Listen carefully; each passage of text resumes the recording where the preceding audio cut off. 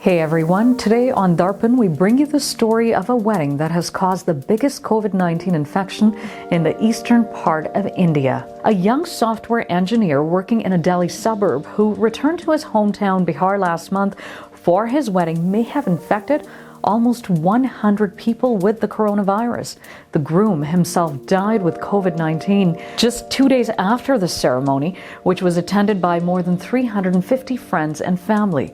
The 30-year-old groom traveled to his hometown in Bihar in the second week of May. He soon began showing symptoms typical of the new coronavirus, fever and diarrhea. As the June 15 wedding day approached, he wasn't treated for the virus, and his family reportedly ignored his wishes to postpone the big day. The groom was given some over-the-counter medicine to bring down his fever, and the families went ahead with the wedding on June 15 as planned.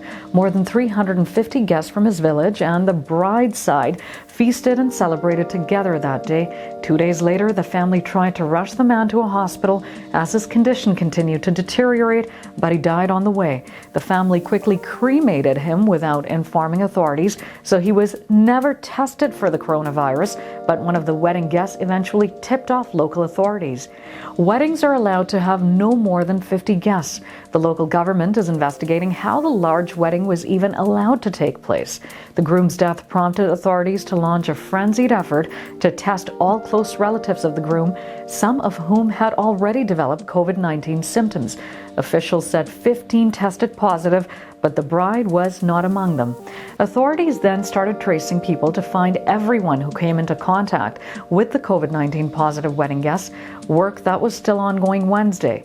On June 24, more than 360 people in the village were tested, and almost 100 of them tested positive. Most have remained asymptomatic, but all have been isolated.